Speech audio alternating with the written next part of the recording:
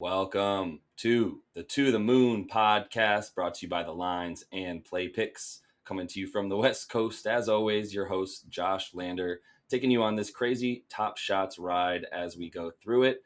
And in the last episode, we took you through some of the really beginner stuff, basically what this is in a nutshell, very broadly speaking, and then got into a little bit of how to make an account and how to visit the marketplace, etc. So hopefully, by now you have an account and have been able to peruse a little bit, have some fun with things. And then, now we're going to take you through a few other ideas a little bit more in depth. I'm actually going to bring on my buddy Oliver, or Ollie, also known as Goku Top Shot, someone who got in really, really early and thusly has a very nice account that he is able to be sitting on right now and continue to play with. So we'll bring him in to get a little bit more insight, even more than I have, considering he's sort of the person who got me into this. I'm hoping that he can be somewhat of the godfather of this for us in a few ways. Just to give you a little bit of an idea, we're going to get into a little bit about the Top Shots environment in general. So what is it that, the Top Shots environment brings you, and some of the things that you can look at in terms of what to expect from some of the moves that they might make, when packs are going to drop, what types of cards they might be dropping, and give you some insight into how you can look ahead to what they're doing in their environment. And combine that obviously with what's going on in the NBA in general, and then use that information to build a little bit of a strategy for yourself. I think one thing you'll see that we're going to hone in on is that you need to have an idea of what you're going to do once you put some money into this thing. It's about having fun. It's about building your collection. It's about making money. And in order to really make sure you're making that profit, when do you sell? When do you buy? And how do you predict what's going to happen? So that's a lot of what we're going to look for. As always, like and subscribe. Jump in those comments for us. Tell us what you are looking for in this Top Shots world, so we can bring you some of the stuff that we are looking for, as well as what you're looking for. So I'm going to get Ollie in here, and we'll see exactly what he has to say. What's up, man? Welcome to the show. Thanks for having me. Happy to Be have here. you. Cool. So yeah, no, I was just telling everybody that you kind of got me into this, man. So we're hoping that you can give even a little bit more insight than I can. Up to this point, everybody I think knows from the first video what this is, really broadly speaking. But I'm hoping to get into a little bit of some of the idea of what an NFT is, and some of the ideas around where we derive value from these cards. Why should I care about this as an entire marketplace when it's this digital image that I don't really comprehend when I can go see the highlight on YouTube, et cetera, right? Things like that. So, Yeah. just to start off with, maybe just to give us a little bit about, your introduction into, Top Shots, and why it is that you've become so, I guess, addicted to it, if you will. Yeah, sure. So to set some context, I think originally, kind of in the beginning of quarantine, I was getting a little bored. I got into cardboard collecting again, just kind of, flipping some LeBron James rookie cards or stuff like that. It's a fun way to make money and pass the time a little bit. And then I found out about Top Shot through like a business Facebook group or something. And someone was kind of asking about crypto and how it could be applied to like business. And someone had mentioned, hey, there's this website called NBA Top Shot, and it's basically the first like consumer facing application where it actually looks clean and it looks like you don't need to know anything about crypto to really understand the value in it. So I looked at it and it was like, oh shoot, this is literally sports cards but digital, right? So the connection was instantaneous for me. It's Yeah. digitized scarcity. Like that's kind of like the whole idea behind NFTs. It's digitized scarcity. You can see how valuable a card is based on how rare it is. And yeah, so like I jumped in, I bought a pack for $230. It was a legendary pack. My fiance was not happy with me at the time, but luckily I pulled a legendary LeBron out of that, sold it for $4,000 a couple days later, and I was hooked. So Yeah, so let me take you back a sec, to understand, because I think a lot of the people who follow the lines and play picks, they're really into sports gambling, and that they know me from a coast to coast NBA gambling podcast. So maybe give a little bit of insight into how is this similar to that gambling, but maybe what are some of the sort of differences and perks to being a part of a community like Top Shots, rather than just spending money on gambling on the sort of night to night NBA. yeah, so I think a lot of like gambling lines are, you've been on the other side of this before where you're gambling on a line and, at the last second, something beyond your control kind of, ruins your night. And that's part of the fun too. But something great about this is it's kind of like a longer term gamble. You are still essentially kind of gambling on different players by making these short term investments. just picking up a couple of their moments and then waiting for the market to kind of respond to catalysts in the real world. So, for instance, you pick up a rookie that you think is undervalued, but maybe he's playing on an ESPN tonight, and he comes in with like a highlight dunk, has a great stat sheet. People get there's a lot of attention on him, and then people buy up his moments, the prices go up, and you can sell out and cash out, right? So it's just a different Yeah, form of yeah, that, um, for sure. different way of playing the same game. Yep, yep, 100%. So maybe let's give a little bit of a little bit of an introduction into what makes these cards valuable, right? So we understand that there's cards that come in packs. We buy the packs for a really good price compared to how much the cards are then going to be worth on the secondary market. Right, So what happens once you get into that secondary market? Because that's the other way you can obviously add cards to your collection, as we call them, the moments. So really, maybe we can get into a little bit of once if you're brand new, and I think it's interesting because, and I said this in my first video, my experience is already going to be way different just from coming in January right, from someone else's experience who came in maybe even in the last like 30 days, as there was this monstrous spike from the beginning of February to maybe the first week of February. It was right, like the user base increased by like 400% or whatever. It was crazy, right? right. So in that moment, as I mentioned in the last video, inherently just who's ever in early, their cards just jumped up as the demand increased without the supply really increasing, Yep, right? And then we had moments the circulating cards closed to limited edition, yep, etc. So at this point, there's going to be an even bigger difference, obviously, between someone like you who is able to snag really really expensive cards at an incredibly low price, being in way even earlier than I was. So maybe if you're not that person, and consider that that person is coming in after these huge spikes in value to all these cards, and now they can't afford any of the LeBron cards unless they want to spend near $1,000. So yep, they're coming in, maybe they put $500 in their Dapper account right at this point, and they're going, all right, what do I do next? Maybe yeah. what's some really simple stuff just from looking in the marketplace, and really looking at these cards and how you should derive value, and look at the cards that you think are going to be worth spending some money on.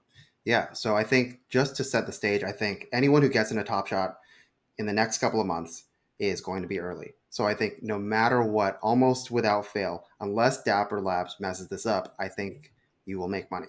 That being said, you can make a lot of money from identifying value when it's low. So for what I do is I like to identify value by going through the marketplace and kind of sorting by ascending. So you can kind of look up the prices. I'll actually do it on my screen right here. So you go on marketplace and use these filters and just kind of go lowest ask by ascending, meaning you're going from the bottom up, and then just scroll down and see who seems like they're being undervalued, who in this price tier, in the $7 range, in the $10 range, so on and so forth, who is not like their peers. For instance, right now in the marketplace, I'm scrolling down and I see Colin Sexton at $8. I don't think he belongs down here along with the others. I think Malcolm Brogdon is another one who doesn't really quite get the shine he deserves. He's averaging over 20 points a game. Like he's a good, don't quote me on that, but he's a good player. He's solid, No, I can help you out there. He's having a great season, right? averaging 20 plus for Right. sure. So I don't think he belongs down there. Even Mike Conley, he just became an all star. I don't think he should belong down here. So then and I think I have an idea myself, but I'm wondering what you think is a reason that right now they might be being undervalued. What's a reason that the Top Shots market, right? And this is something we'll continue to come back to, is the Top Shots market is a little bit different from just an NBA fanatic market. There's Yep. some people involved in Top Shots who probably don't even know half as much as we know about the Yep. NBA in general, as two huge NBA junkies as well, Yep. I right? think that's So the and, key and right there. I think that's the right, key and right there. so what I, and I mentioned that at the beginning before you jumped on as well, is we're hoping to give a little bit of insight into the Dap Shots, the Dapper Labs NBA Top Shots team sort of marketplace environment that they control. How do you know? How do you sort of predict things and et cetera? And let's be a little bit specific here. For instance, like Malcolm Brogdon, Con Sexton, two guys on smaller market teams in the Midwest, but Yep. are both incredible guards who did not make the All Star team, didn't get that national pub. Why is it, even though people in the NBA who are in the NBA circle know how good these guys are, what is it about them that's keeping their value low right now, in your I opinion? think it's the community behind Top Shot right now. The kind of the community right now is really a lot of people who were just into crypto at first, and now we're starting to see a wave of NBA fans come in, but it's still nowhere near enough to kind of influence the market the way it should be. in a completely efficient market, I think eventually we'll see kind of like the scrubs at the bottom, and the relatively good players rise a bit. So I Yeah. think it's kind of just like a knowledge disparity right now. We're not really seeing that being reflected in the marketplace. I think Yep.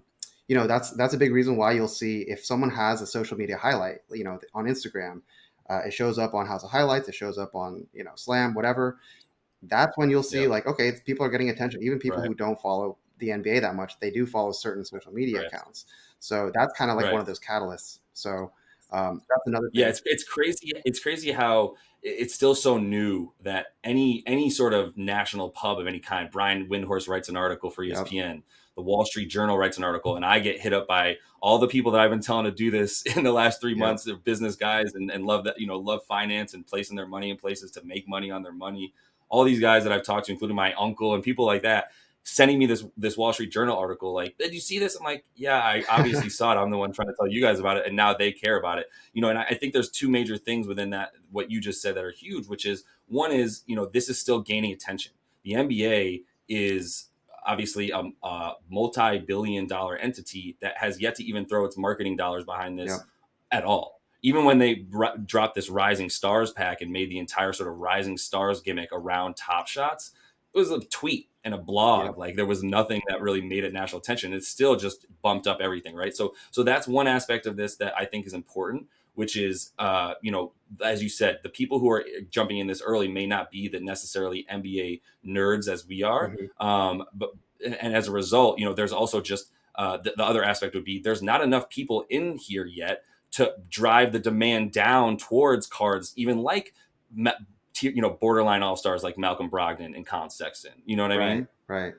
And it's funny that you mentioned that, like there was that one opening with Josh Hart and Roham, like a couple. Roham's the CEO of Dapper Labs. He kind of mentioned like they're kind of in stealth mode. They are in beta, but they were saying we don't want to market right now. We're like trying to shut the gates a bit. And in fact, they have shut the gates. Like for the last 6 days, no one's been able to sign up for the platform because they've been trying to work on their scaling issues. And that actually has Right. been the biggest driver of all these like huge pushes in price. So once we see that signups come back in, we're going to see another Yep. wave of price increase.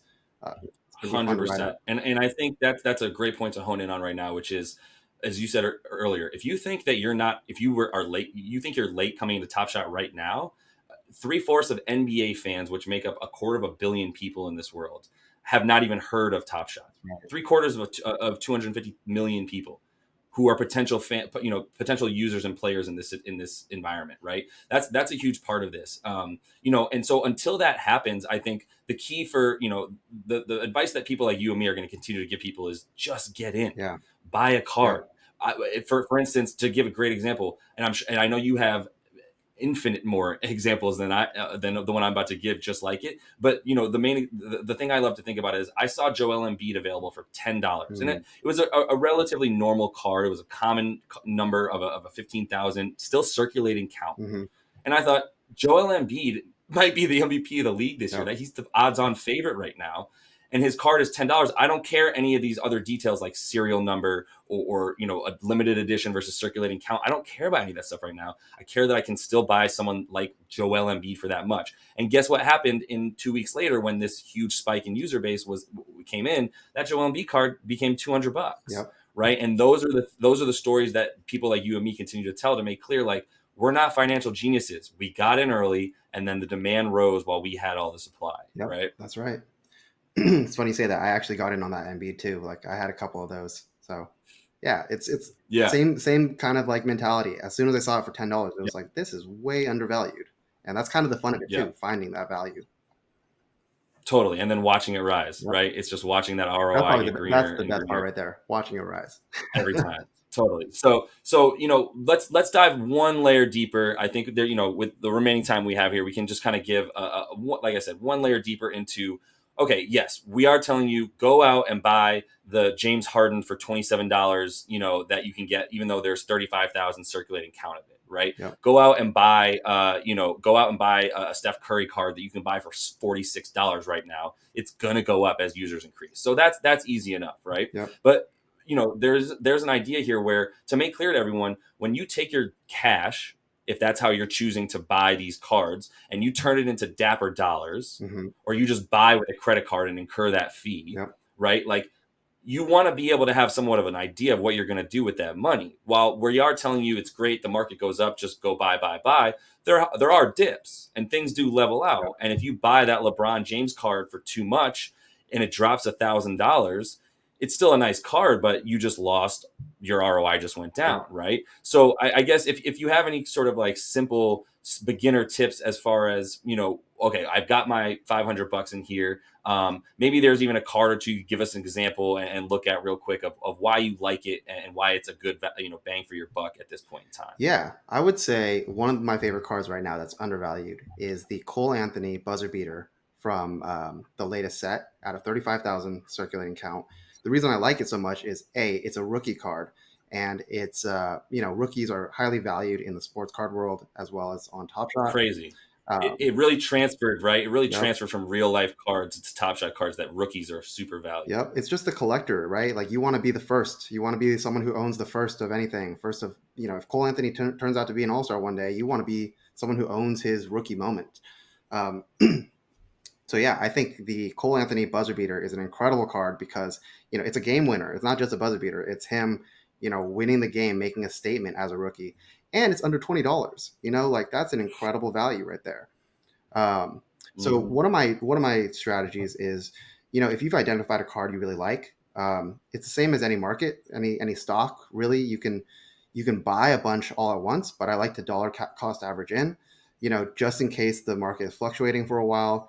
I'll buy like maybe two today, and then I'll buy maybe two more tomorrow. Whatever your rate is, just kind of like set a regular pace until you hit however much you want.